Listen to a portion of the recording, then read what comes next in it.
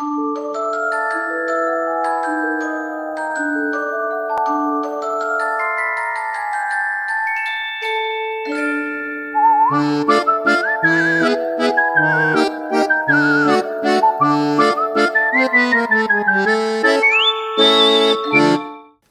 Halloween, all. In this edition of My Media Helpers Entertainment Online, we'll take a peek at some free and scary films that are streaming through a frightening bandwidth near you. Each day this week, I'll jump on a different streaming service to give you 5 of my best picks as to what picks to check out in 2021 Halloween season. There's so many movies on these streaming services, it's hard to determine what's worth watching. I want to recommend some of my personal favorites. The films I present to you aren't necessarily award winners by any stretch of the imagination. These are solid films, and they're certainly worth a watch during the witching season.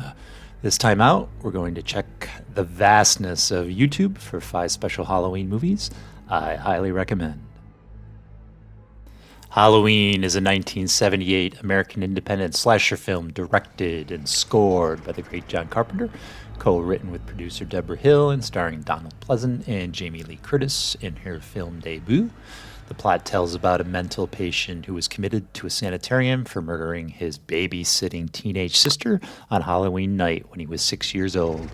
15 years later, he escapes and returns to his hometown where he stalks a female babysitter and her friends while under pursuit by his psychiatrist. Filming took place in Southern California in May of 1978 before premiering in October, where it grossed $70 million, becoming one of the most profitable independent films of all time. Primarily praised for Carpenter's direction and the score, many critics credit the film as the first in a long line of slasher films inspired by Alfred Hitchcock's Psycho and Bob Clark's Black Christmas. Halloween spawned a film franchise comprising 11 films, which helped construct an extensive backstory for its antagonist, Michael Myers, sometimes narratively diverging entirely from previous installments. A direct sequel of the film was released in 1981. A remake was released in 2007, which was followed by a sequel in 2009. An 11th installment, which serves as a direct sequel to the original film that retcons all previous sequels, was released in 2018. This was followed by 2 direct sequels, Halloween Kills and the upcoming Halloween Ends. Additionally, a novelization, a video game, and comic book series have been based on the film. In 2006, the film was selected for preservation in the United States National Film Registry by the Library of Congress as being culturally, historically, and aesthetically significant. This is by far my favorite Halloween movie. I mean, the damn thing's called Halloween. Very biased here when saying, if you haven't seen it yet, then what you waiting for? Christmas? It really defined the slasher wave of films that came after, spawning copycats left and right. And can anyone say Friday the 13th? Jason Voorhees? John Carpenter was magic in the 80s, although his movies were never appreciated at the box office. A great many of them went on to have a huge influence on pop culture. I don't want to say they became cult hits because they really went more mainstream with a broad audience. If we're talking about box office dollars, Halloween was his biggest hit. Monsters is a 2010 British science fiction horror film written and directed by Gareth Edwards in his feature film directorial debut. Edwards also served as the cinematographer, the production designer, and visual effects artist. Monsters takes place years after a NASA probe crashed in Mexico, which led to the sudden appearance of giant tentacle monsters. It follows Andrew Calder, an American photojournalist tasked with escorting his employer's daughter, Samantha Winden, back to the United States by crossing through Mexico's infected zone where the creatures reside. Edwards conceived the idea for the film after seeing fishermen attempt to bring a creature in with a net and imagining a monster inside.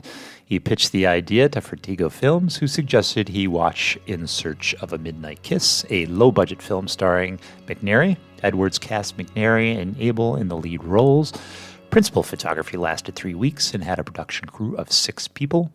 Filming took place in 5 countries, and many locations were used without permission. Most of the extras were people who were at these locations during filming and were persuaded to act in it.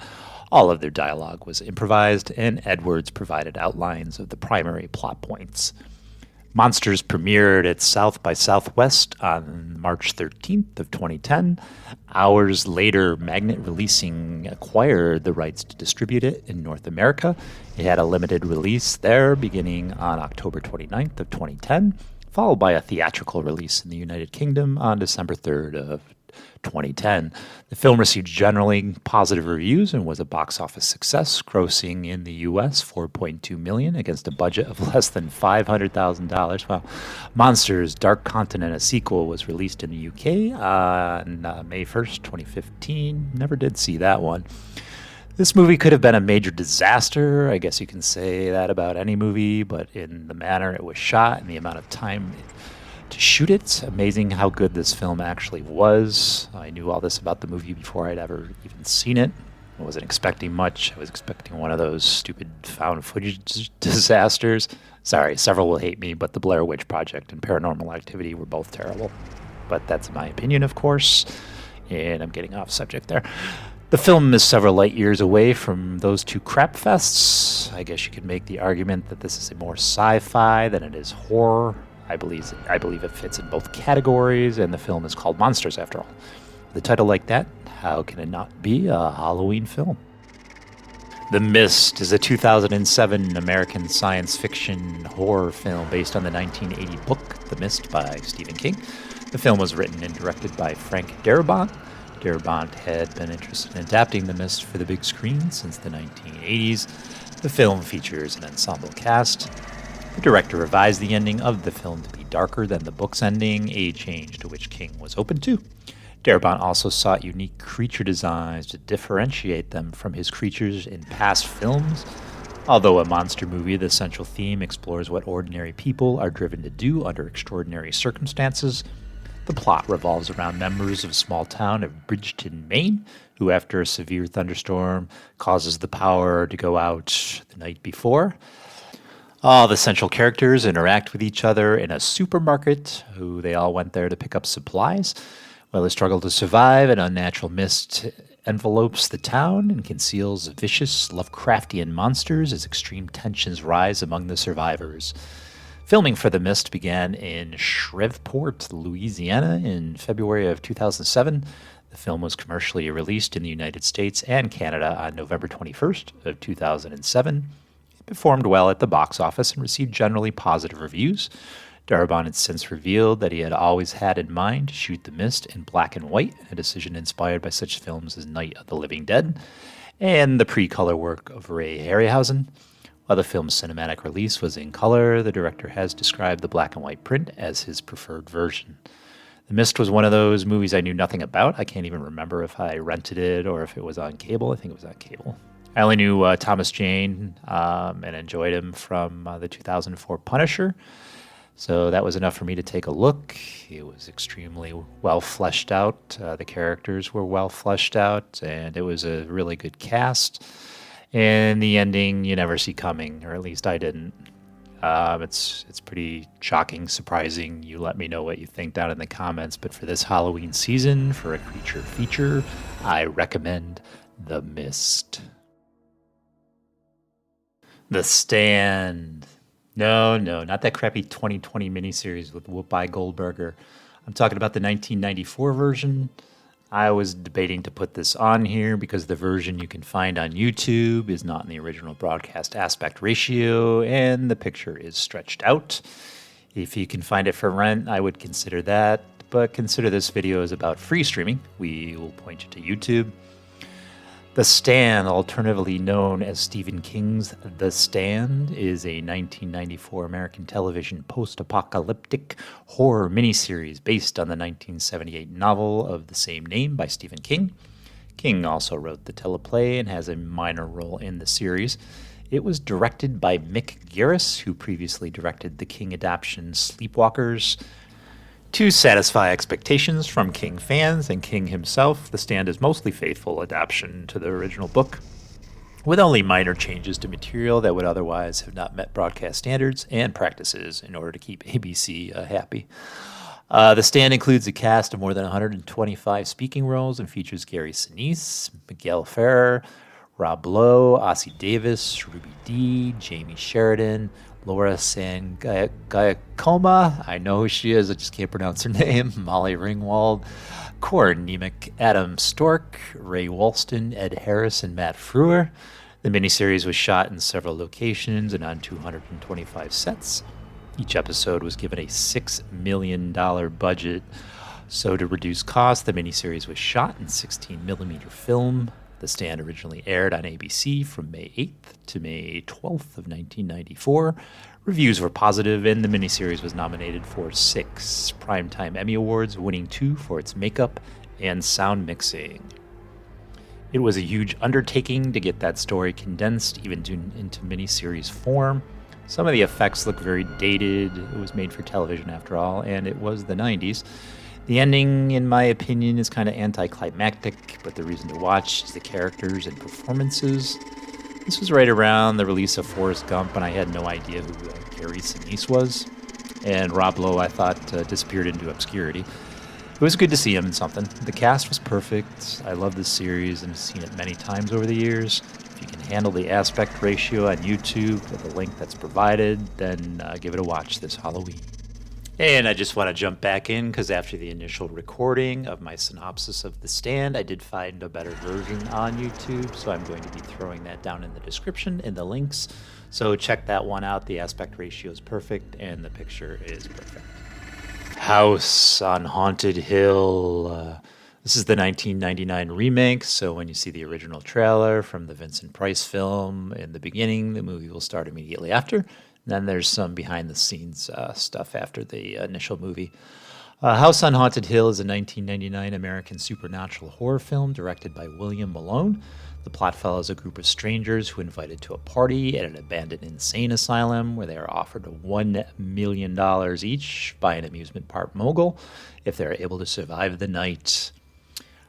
It was produced by Robert Zemeckis and Joel Silver. It is a remake of the 1959 film of the same title, directed by William Castle, and features special effects by famed makeup artist Gregory Nicotero and Dick Smith. Jeffrey Rush signed on to appear as Stephen Price, the theme park mogul, in the film. Taye Diggs was subsequently cast as Eddie, the ex-professional baseball player attending the party, and agreed to appear in the film after Rush signed on to the project. Ellie Larder, who had previously appeared in Varsity Blues, was cast as Sarah Wolf, a woman who poses as her ex-boss. Film executive Jennifer Jensen. The film marked Larder's 3rd screen appearance. Famke Janssen was cast as Price's aloof wife, while Saturday Night Live star Chris Caton was cast as Watson Pritchett, the caretaker of the building. Terry Castle stated that Caton was cast in the part for the sake of comic relief and that the filmmakers allowed Caton to do just about anything he wanted to. House on Haunted Hill marked the producing debut of Dark Castle Entertainment, a production company that went on to produce numerous other horror films, including additional remakes. House on Haunted Hill premiered on Halloween weekend in 1999. In the tradition of William Castle's theater gimmicks, Warner Brothers supplied promotional scratch cards to cinemas showing the film, offering ticket buyers a chance to win a money prize similar to the movie's characters. And the film received middling reviews from major critics, but was a commercial success, opening number 1 at the box office and grossing over $40 million domestically. First off, once you know Robert Zemeckis was involved, it did have that feel to it. I'm not sure how much influence he had on the entire production, but it does scream that Zemeckis sense of humor and fun, even for a horror movie. I thought the movie overall was pretty solid and fun. The ending does lack clarity and was pretty anticlimactic. I wish they would have explained the origins of the house and the ghosts a bit more, how one of the characters in ghost form could have possibly helped them, and just a lot of unanswered questions. Maybe they planned a follow-up, who knows? It was a good film, doesn't feel like a complete film, but a good Halloween fun. It was good. I liked it. All right, gals and guys, that's the 5 from YouTube, free movies on YouTube I have for you this time. And as always, if you could share and like and definitely subscribe, and then hit the bell below to get the updates. I'll be making a few more of these in the next 2 days, so I hope you check them out. I wish you a happy Halloween, and I'll see you next time. I appreciate you, babies. Or I'm not really shooting you, I'm just pointing my fingers at you. All right, happy Halloween. Bye-bye.